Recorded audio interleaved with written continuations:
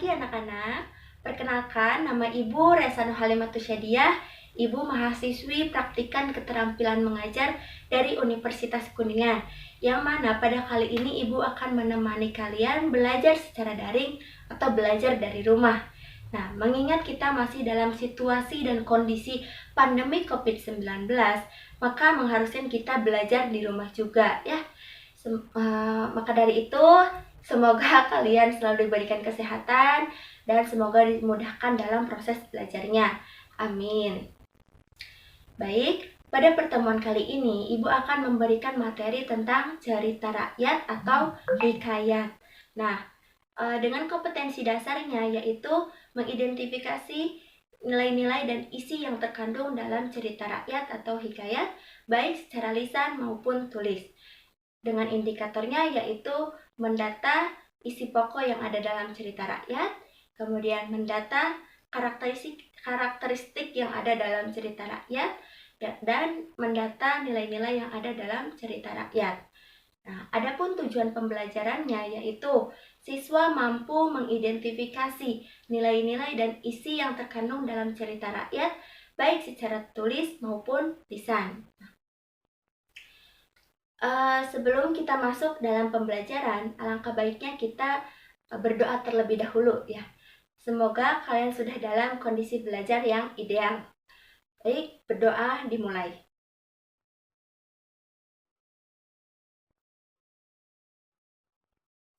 Berdoa dapat diakhiri. Anak-anak, apakah ada yang sudah tahu pengertian dari cerita rakyat atau hikayat? Tepat sekali. Hikayat atau cerita rakyat merupakan salah satu cerita yang berkembang di Indonesia. Namun, mengingat banyaknya cerita rakyat yang ada di Indonesia, misalnya dari Sumatera ada cerita rakyat yang berjudul Malin Kundang.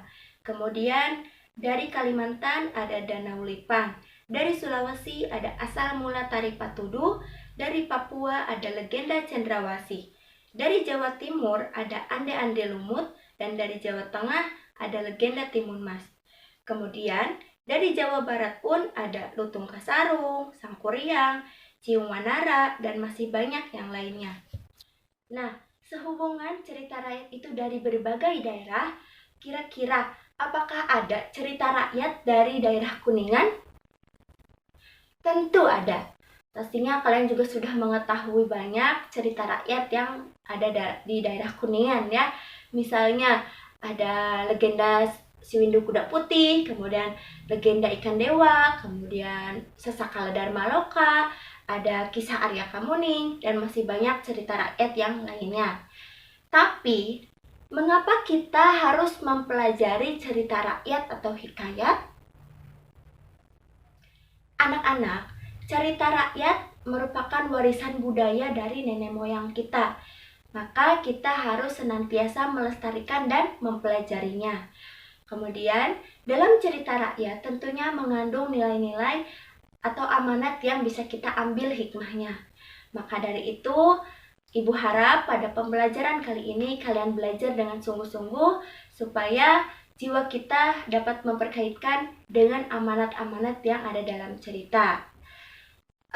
Kemudian, Ibu akan coba bacakan hikayat yang berjudul Indra Bangsawan yang ada dalam buku paket halaman 108. Tersebutlah perkataan seorang raja yang bernama Indra Bungsu dari negeri Kobat Syariah. Setelah berapa lama di atas kerajaan, tiada juga beroleh putra. Maka pada suatu hari, ia pun menyuruh orang membaca doa kunut dan sedekah kepada fakir dan miskin. Hatta beberapa lamanya, Tuan Putri Siti Kendi pun hamilah dan bersalin 2 orang putra laki-laki. Adapun yang tua keluarnya dengan panah dan yang muda dengan pedang. Maka Baginda pun terlalu amat sukacita dan menamai anaknya yang tua Syahperi dan anaknya yang muda Indra Bangsawan. Nah, pada penggalan hikayat tadi dapat kita ketahui bahwa hikayat tersebut menceritakan dua putra raja kembar yang bernama Indra Bangsawan dan Syahperi. Nah, lalu Baginda menguji siapa yang paling layak untuk bisa menggantikannya. Kemudian menyuruhnya mencari buluh perindu. Namun dalam perjalanannya mereka terpisah karena hujan lebat dan angin ribut. Kemudian Syahperi berhasil menolong Putri Ratnasari dan dayang-dayangnya yang ditawan oleh Garuda. Kemudian mereka menikah. Sedangkan Indra Bangsawan berada di negeri Antah Berantah yang dikuasai oleh Raja Kabir dan Buraksa. Nah, raja ini mempunyai putri yang bernama Putri Kumalasari. Putri ini akan diberikan kepada Buraksa. Namun Indra Bangsawan mencari cara untuk bisa menolong dan menikahinya. Akhirnya mereka menikah yang diumumkan langsung oleh rajanya sendiri. Nah, anak-anak, tadi merupakan isi pokok yang ada dalam hikayat Indra Bangsawan. Untuk bisa menemukan isi pokok tersebut, tentunya kalian harus membacanya dengan seksama sampai selesai. Nah, selain bisa menjawab hal-hal yang mendasar atau pertanyaan yang mendasar seperti siapakah Indra Bangsawan atau siapakah Syahperi, nah kalian juga bisa langsung menganalisisnya isi pokok tersebut seperti pada halaman 111 di buku paket ya. Baik, dari hikayat Indra Bangsawan tadi dapat kita definisikan bahwa cerita rakyat itu merupakan salah satu cerita yang lahir dan berkembang dari zaman Melayu klasik, sehingga bahasa yang digunakannya pun bahasa Melayu klasik ya. Dalam cerita rakyat tentunya mempunyai ciri atau karakteristik tersendiri seperti kemustahilan, kesaktian para tokoh, anonim, istana sentris, dan alurnya berbingkai. Sebelum kita membahas ciri atau karakteristik yang ada dalam cerita rakyat, marilah kita saksikan terlebih dahulu video animasi cerita rakyat yang sudah dikenal oleh masyarakat Kuningan, yaitu Legenda Ikan Dewa.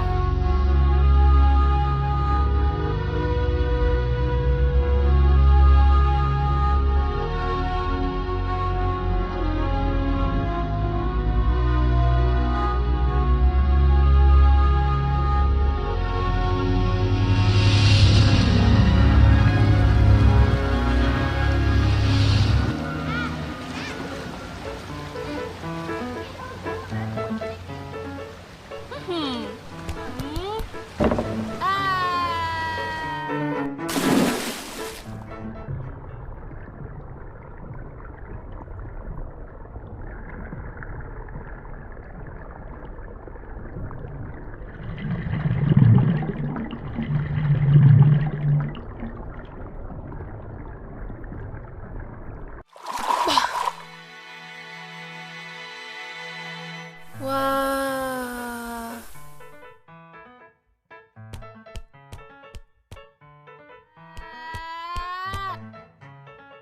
Gimana berenangnya, Dek?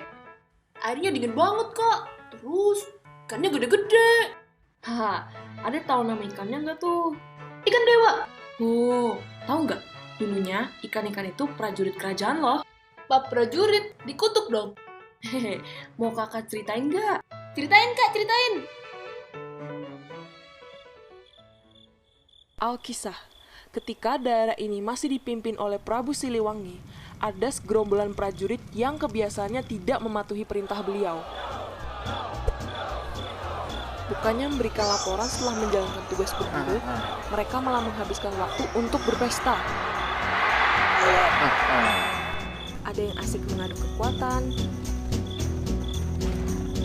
ada pula yang bermusik ria.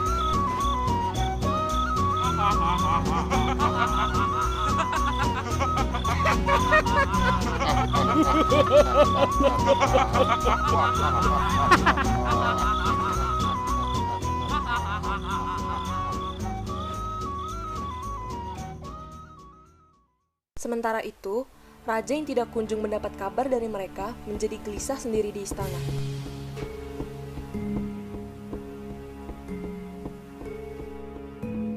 Ia khawatir bila terjadi sesuatu dengan mereka yang sedang bertugas.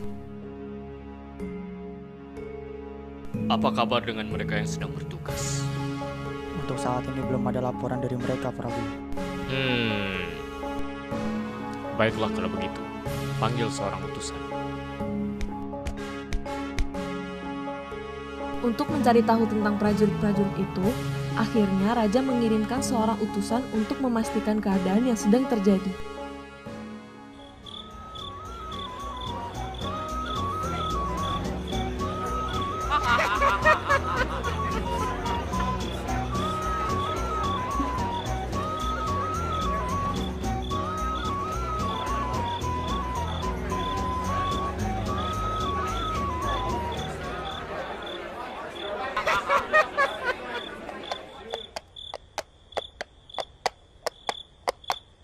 Sesampainya di sana, kehadiran sang utusan disambut dengan sinis.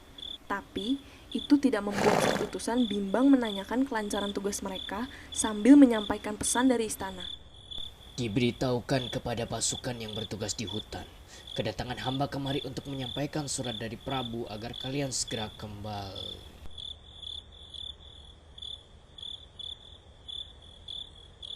Hei, sepertinya kita tidak perlu kembali ke istana. Bagaimana kalau kau ikut berpesta dengan kita?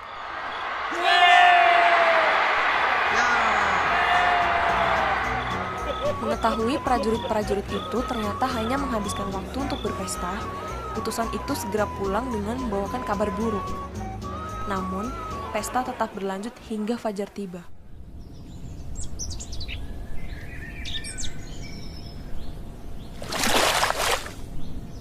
Keesokan paginya, Raja beserta pasukannya mendatangi prajurit-prajurit itu dengan tatapan dingin.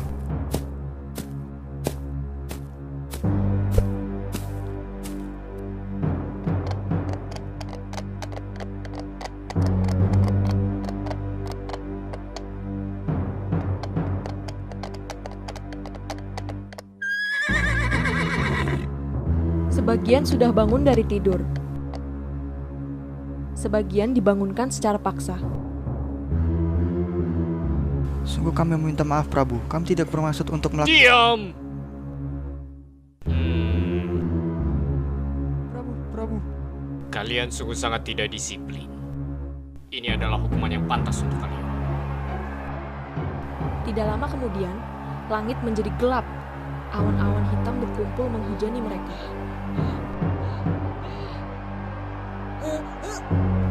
Pikiran mereka dilanda kebingungan. Tiba-tiba saja, mereka merasa tidak enak badan ketika hujan itu membasahi tubuh mereka. Ampun, Prabu! Ampun! Ampun! Ampun! Ampun, Prabu! Ampun, Prabu! Ampun! Ampun! Ampun! Ampun! Genangan dari hujan itu perlahan membanjiri lapangan hingga menyerupai kolam. Dan semua prajurit yang dihukum telah berubah menjadi ikan.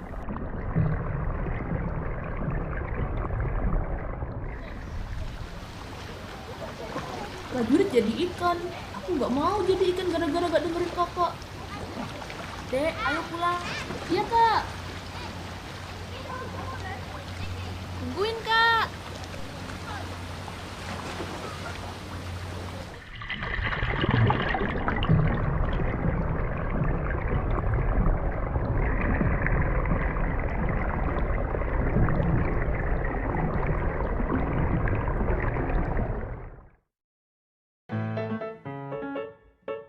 Baik, dari tayangan video animasi cerita rakyat legenda ikan dewa tadi, tentunya kalian bisa langsung menganalisis isi pokoknya ya.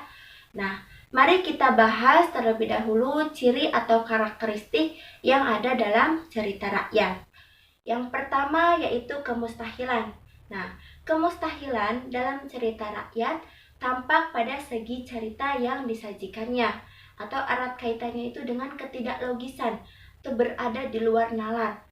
Jadi, dalam cerita rakyat, isinya itu bercerita tentang hal-hal yang tidak masuk akal gitu. Jadi hal yang mustahil. Seperti dalam contoh legenda ikan dewa tadi, bahwa manusia bisa berubah menjadi ikan. Nah, itu kan hal yang sangat mustahil gitu ya, manusia bisa berubah menjadi ikan. Kemudian yang kedua yaitu kesaktian para tokoh.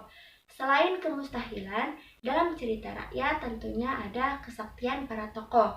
Misalnya, dalam legenda ikan dewa tadi, ada bahwa sang raja bisa menghukum para prajuritnya dengan mengutuk menjadi ikan gitu. Kan itu adalah sebuah kesaktiannya yang bisa menghukum, langsung mengutuknya gitu. Itu adalah ciri dari cerita rakyat. Nah, yang ketiga yaitu anonim. Anonim artinya tidak diketahui siapa pengarangnya. Nah, dalam cerita rakyat tidak diketahui siapa nama jelas pengarang atau penceritanya. Hal ini disebabkan karena cerita rakyat itu menyebar melalui ujaran atau lisan. Nah, jadi dari mulut ke mulut. Jadi tidak ada yang mengetahui siapa nama pengarang pertamanya gitu. Kemudian yang keempat yaitu istana sentris. Nah, dalam cerita rakyat selalu bertemakan atau berlatar belakang tentang kerajaan atau lingkungannya itu kerajaan. Misalnya dalam legenda ikan dewa tadi ada raja dan prajurit. Kemudian dalam hikayat Indra Bangsawan juga ada raja dengan putranya, seperti itu ya. Nah, yang kelima yaitu alur berbingkai. Alur berbingkai ini maksudnya adalah ada cerita di dalam cerita. Jadi, dalam cerita rakyat tidak hanya membahas satu permasalahan saja. Misalnya dalam hikayat Indra Bangsawan tadi, jadi membahas dua permasalahan gitu, atau dua pembahasan. Ya, yang pertama yaitu Indra Bangsawan tersendiri, yang kedua yaitu Syah Perinya ya. Nah, setelah kita mengetahui ciri atau karakteristik yang ada dalam cerita rakyat, kita juga harus mengetahui nilai-nilai yang ada dalam cerita rakyat. Apakah ada yang tahu apa sih nilai itu? Nilai adalah sesuatu yang berharga, bermutu, menunjukkan kualitas, dan memiliki manfaat. Nah, dalam cerita rakyat tentunya memiliki nilai-nilai yang dapat kita temukan, seperti nilai religius, nilai sosial, nilai budaya, nilai moral, dan nilai edukasi. Mari kita bahas terlebih dahulu nilai-nilai yang ada dalam cerita rakyat. Yang pertama yaitu nilai religius. Nah, nilai ini berkaitan dengan keagamaan. Jadi erat kaitannya dengan ajaran atau budi pekerti dari agama. Misalnya berdoa, beribadah, kemudian berbuat kebaikan, seperti sedekah, seperti itu. Nah, itu termasuk dalam nilai religius. Yang kedua yaitu nilai sosial. Nah, nilai sosial ini adalah nasihat-nasihat yang ada dalam lingkungan masyarakat. Jadi sederhananya itu seperti ini. Boleh tidaknya atau pantas tidaknya kita melakukan sesuatu di tengah masyarakat. Nah, itu termasuk dalam nilai sosial. Kemudian yang ketiga yaitu nilai budaya. Nah, nilai budaya ini diambil dari kebiasaan yang telah lama atau yang sudah dipercaya berkembang secara turun-temurun dari kelompok masyarakat tertentu. Nah, jadi nilai budaya ini sudah sangat dihormati oleh orang-orang terdahulunya. Jadi nilai budaya itu sama dengan adat istiadat, seperti itu ya. Nah, yang keempat yaitu nilai moral. Nilai moral ini adalah nasihat-nasihat yang berkaitan dengan budi pekerti atau dengan perilaku kita. Misalnya tegas, patuh, bertanggung jawab, kemudian apalagi tegas dan lain sebagainya ya. Pokoknya berhubungan dengan sopan santun perilaku kita sendiri. Nah, yang kelima yaitu nilai edukasi. Nilai edukasi ini berkaitan dengan pendidikan. Jadi, dalam cerita rakyat, nilai edukasi segala sesuatu yang bersifat mendidik, memberikan pembelajaran, pengetahuan, dengan tujuannya itu mengarahkan pembaca ke arah yang lebih baik. Seperti itu. Nah, jadi nilai-nilai yang ada dalam cerita rakyat itu ada 5. Yang pertama nilai religius, yang kedua nilai sosial, yang ketiga nilai budaya, yang keempat nilai moral, dan nilai edukasi. Baik, itu adalah materi mengenai ciri-ciri atau karakteristik dan nilai-nilai yang ada dalam cerita rakyat. Nah, mudah-mudahan kita semua diberikan kemudahan untuk mempelajari cerita rakyat dari pengertian, kemudian ciri-cirinya, dan nilai-nilainya. Namun yang terpenting adalah ketika kalian membaca cerita rakyat ataupun teks cerita lainnya, kalian bisa mengambil sisi positif atau nilai-nilai yang terkandung di dalamnya, sehingga kalian bisa membedakan mana yang baik, mana yang buruk, dan mana yang harus kita lakukan.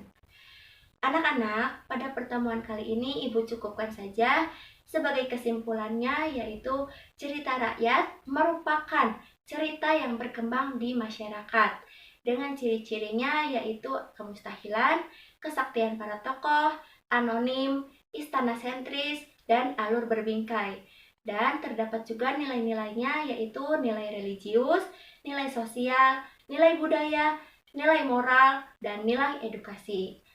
Kemudian untuk tugasnya, silakan kalian identifikasi nilai-nilai dan ciri atau karakteristik yang ada dalam cerita rakyat berjudul Haryang Banga dan Ciung Wanara.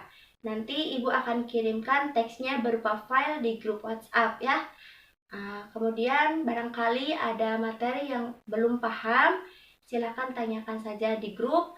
Siapa tahu ada teman-temannya yang sudah paham gitu, jadi bisa langsung menjawabnya, atau bisa tanyakan langsung kepada Ibu saja. Baik, Ibu cukupkan. Terima kasih sudah menyimak sampai akhir. Tetap semangat ya, sampai berjumpa minggu depan. Ibu tutup. Wassalamualaikum warahmatullahi wabarakatuh.